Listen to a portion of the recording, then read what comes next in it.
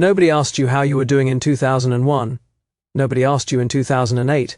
And in 2020, they handed you the heaviest year in a generation and called it unprecedented, as if you had not already survived two of those. If you were born between 1977 and 1983, you did not just live through history, you absorbed it, every single time, without being asked, without being checked on, without a single person stopping to say, "Are you okay?" Today we talk about the grief that never had a name, the generation that was always just old enough to carry it, and always just young enough to be told they would be fine. You were not fine. And this video is about why and what that has done to your psychology, your relationships, and your sense of who you are allowed to be. Stay with me. This one goes deep. Here is what happened to Xennials developmentally. You were in your early 20s when the world cracked open for the first time, September 2001, the age when most generations get to be lost, reckless, and young.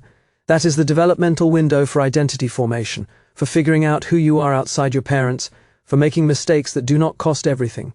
September 11th closed that window, and it closed it permanently. Before the dust had settled, Xennials were already being told to get serious. Get responsible. The country needs you to be adults now.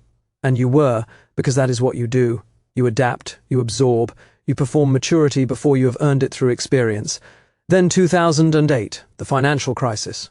Xennials were now in their late 20s and early 30s, prime years for building, buying a home, starting something. And the economy collapsed underneath every single one of those plans.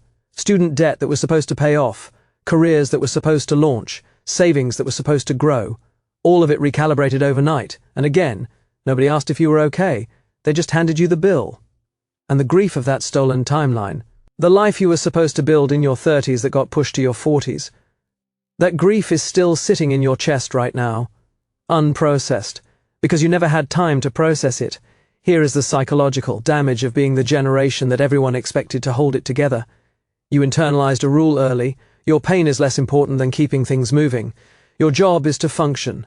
Psychologists call this compulsive self-reliance, a pattern where a person becomes structurally unable to ask for help, not because they are strong, but because they were never given permission to be weak.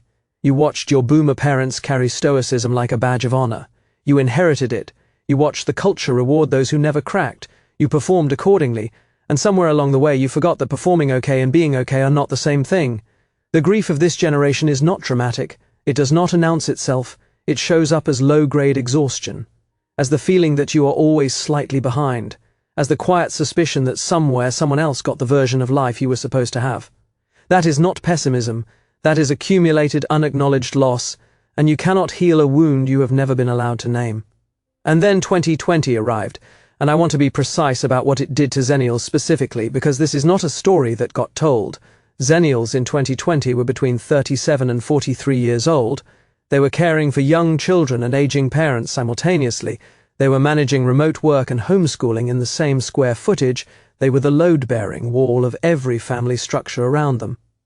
And while the world had conversations about Generation Z's mental health crisis and about boomer isolation, Xennials were quietly burning out in the middle of both narratives, invisible in the space between. The burnout that Xennials carry from 2020 is not the burnout of overwork alone. It is the burnout of overfunction, of being the one who holds everything together while nobody holds you. Psychologists have a term for this, caregiver collapse, and it does not always look like collapse. Sometimes it looks like keeping going. You kept going. You always keep going. But here is the question nobody has ever asked you: what have you been running toward, and is it still where you actually want to end up? Let us name the losses, because naming them is the beginning of grieving them, and grieving them is the beginning of being done carrying them. The loss of the carefree 20s, that window of time where you get to be irresponsible and discover yourself and make romantic mistakes and change your mind about everything. Xennials had that window for maybe 18 months before the world required them to grow up. The loss of financial trust, a generation that did everything right by the rules, went to college, got the degree, found the job, and watched the rules change while they were already playing. The rug pulled, the goalposts moved, and the blame somehow pointed inward, the loss of professional momentum. There is a version of your career that existed before each crisis, a version that did not have to pivot, absorb, restart, or prove its value to a new system. That version is real. It is not a fantasy, it is the life that was interrupted. And the loss that sits deepest, the one almost no Xennial will say out loud, the loss of permission to fall apart. Every generation around them got to have a public crisis. Boomers got therapy culture in the 70s. Generation Z has the mental health conversation now. Xennials got, "You are adults, handle it." This is the part that is going to land differently. Because unprocessed grief does not stay quiet. It shows up, just not always where you expect it. It shows up as irritability that seems out of proportion to what triggered it. You snapped at someone over something small, and you knew it was small, but underneath the small thing was a mountain of unacknowledged accumulated weight.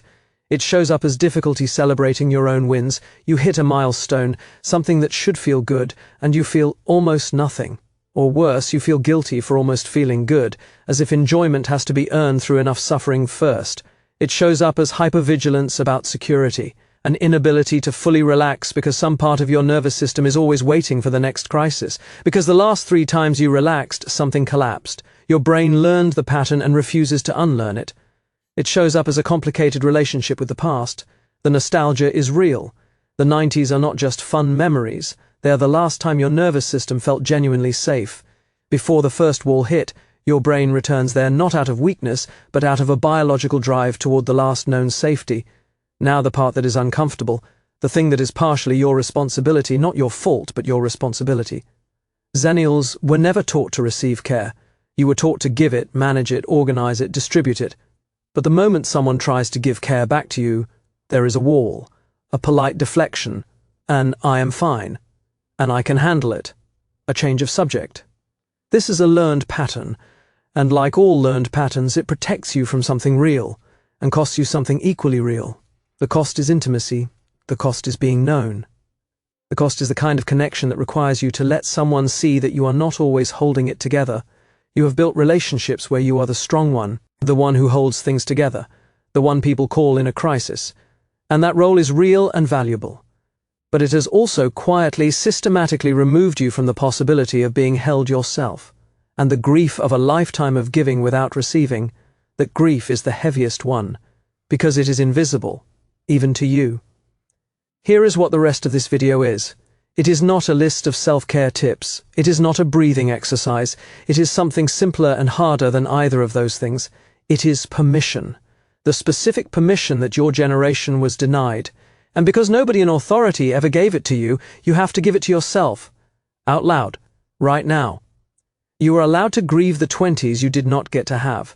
You are allowed to be angry about the financial timeline that was stolen from you. You are allowed to acknowledge that 2001 hurt, that 2008 hurt, that 2020 nearly broke you, and that you kept going anyway does not mean it did not cost you everything. You are allowed to stop being the strong one in every room you walk into. You are allowed to need something. You are allowed to say, "I am carrying too much," and let someone else pick up part of the weight. And here is the one that is going to be the hardest. You are allowed to want the life you planned, not as a fantasy, not as nostalgia, as a legitimate, reasonable expectation of a human being who did everything right and still got less than they were owed. The grief is real. Name it. That is not weakness. That is the beginning of being done with it. You are the generation that stood in the gap between two worlds and held them both together without being asked, without being thanked, and without being given the tools to process what that cost. That is not nothing. That is everything. And the fact that you kept going is extraordinary. But keeping going is not the same as being whole, and you deserve to be whole. If this video said something you have never heard anyone say out loud, drop the word "named" in the comments, because that is what just happened. The thing you have been carrying just got named, and named things are lighter than unnamed ones. Subscribe if you want to keep going deeper. This channel exists because the psychology that shapes your life deserves more than a surface-level conversation. Next video, why your brain is stuck in 1997, and why that is not weakness. We go inside the neuroscience of Xennial nostalgia, why certain years, certain songs, certain objects hold a power over you that nothing current ever quite matches. Until then, name one thing you have been carrying that nobody ever acknowledged, just to yourself. You do not have to share it, just name it. That is where it starts. Peace.